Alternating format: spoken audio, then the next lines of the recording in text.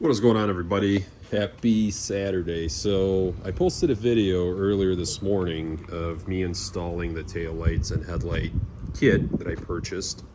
I also included a link in that video as well if you want to purchase the same kit for your club car.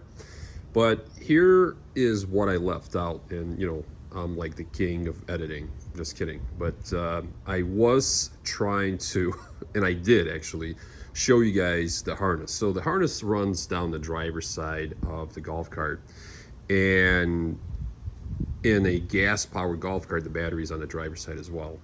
But it's meant to be ran on the driver's side regardless if it's gas or electric. So the way you tell if, or I should say how the harness is laid out in your golf cart is you have white plugs and you have red plugs. All the white plugs, including the taillights and the headlights, so the end connectors are white on the driver's side and red on the passenger side. Same thing with the main harness. It's color coded, so it's easier, right? And you have a midpoint, which is your positive and negative connection right here by the battery under the seat. And then you also have two leads coming out. One is white, one is red. And then you have a third run, which is for the switch, which I installed right there. Okay, so that's how you know that's the front. And then everything else goes towards the rear. So same thing. The red side of the harness is longer because you're running on the driver's side. This is shorter, and then you have to move over to the passenger side. That's pretty much it. Now the second one is the pilot.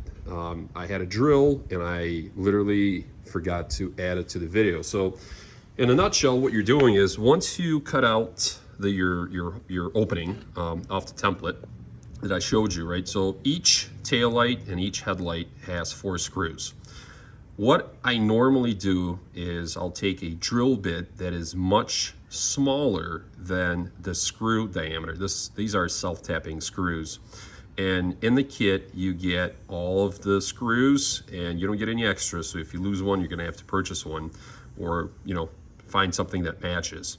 But anyway, what you do is you center the taillight and the headlight, and then what you do is you put your pilots in. And the reason you put in the pilot holes in, it makes it easier for the screw to engage. You're also lowering the chances of cracking anything like this main shell, and it basically pretty much eliminates the burrs. So that's why you use a pilot. Yes, you can run these screws right in, but like I said, there is a good chance that either you're gonna blow the hole wide open and the screw is just gonna be loose, or you might crack the actual shell itself. Now, when you're doing the template, number one, as you can see, there's a bezel. So you do have some wiggle room or error room if you overcut. But like I said, when you trace out your template, always cut, okay? Always cut inside of your template line, not on the outside, even though you have plenty of wiggle room here, at least in this case.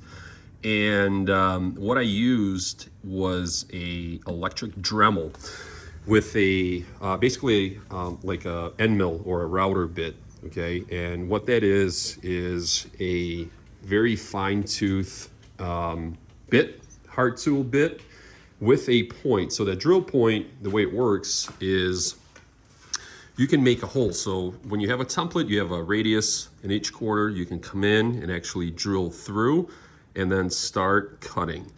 If you want, you can use a regular jigsaw and fine tooth jigsaw. Don't use something that has very heavy teeth, like for, let's say, plywood or wood.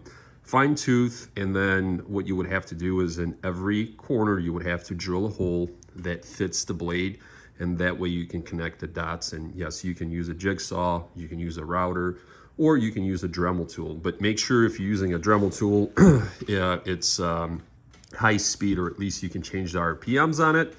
And something that is not battery operated, unless it's a higher end Dremel tool, because I have a few Dremels that I use here and there that are like battery operated. But when you start cutting thicker material, usually the battery dies and you have to charge it. So I always kind of resort back to just normal 120 volt tools. And that's pretty much it. Now, when it comes to the kit, like I said, it does come with everything, including instructions. It comes with templates. And one thing that I would change specifically for the headlights, the taillights sit nice and flush, and that's just me. Everything looks nice. So like I said, every headlight and every taillight has 4 contact points, so 4 screws. As you can see on the headlight, you got one here, one here, one here, one here. But the thing is that all of this stuff is molded, right? It's plastic. It gets distorted during production. It gets distorted during shipping, transport, storage, whatever. So what I would do is, if I was this company, is I would add 1 screw up top, down the middle, 1 screw down below to give it more contact. Or I would put a dust seal on the backside of this plastic bezel. So if you do have some imperfections, it basically covers up any gaps. But these gaps are very minor and everything does look really, really good. So the next couple of videos, I will, just pretty much install a couple of things that are coming in the mail. One of them is the gas gauge. It's not external, it's actually internal. So it's a gas cap with a float switch. Did it for my kids so they know how much gas this thing has, even though these things literally sip fuel. They don't burn through a lot of fuel. And then, like I said, so this liner here, I got the same style liner from the same company for the rear step, for the jump seat in the back. And then from there, I'll probably install a simple 12-volt USB-C port.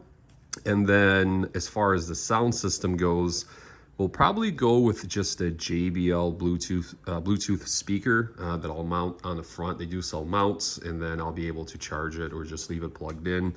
But I'll make it clean. And from there, everything else I'll probably just do during the winter months. The shocks all the way around are completely fine. They're actually great, but you know, the bushings inside the shocks, at least on the lower side, are starting to show some cracking. So I might replace them. I might replace them this off season or possibly next year. All 4, like I did on the E-Z-GO, but those were blown. These are not. Some steering components, same thing. There's a couple of dust seals and boots that are showing cracks, but you know, nothing major. And there's some components that have been replaced, because normally you have anywhere from 6 to 7 Zerk fittings or grease fittings on the front end for the steering. This one only has 3. So the components that were replaced, they're not greasable. And then from there, we're going to fix some of the upholstery. So this golf cart came with this really nice reupholstered front seat and the rear seat as well. But there's few little, we'll say, imperfections when whoever did it. I'm not sure if it was the old owner or somebody else. There's a couple of wrinkles here and there. So it's simple as just taking some of the staples out and restretching this upholstery over the main base. I've done that plenty of times. I've done it on cars. I mean, I redid my both of my seats myself in the C6, and you know, jet skis. The other E-Z-GO golf cart was redone as well by me. And then one other thing that I'm going to do is on this front seat, on the underside, I am going to put basically a heat shield. And the reason is because on gas-powered golf carts, the engine is literally right there under the seat, under the cushion. So it does get a little warm, especially on hot days. So I'll try to minimize that. But like I said, that's going to be an off season, and that's pretty much it. One of these days, I don't know if it's going to be tomorrow or next week, I will give it a wash. And the last thing is, when this shell was repainted, usually in the front, right in this area, it does say Club Car. And I thought about putting the same decal, OEM decal, back on. But I ended up going with a dark, basically it's a black and silver American flag that is the same length and width. So I think that's gonna look really, really sharp on this golf cart. So that's coming. But yeah, not too much, just trying to enjoy it and just use the golf cart, you know, as much as we can. Talk to you guys later.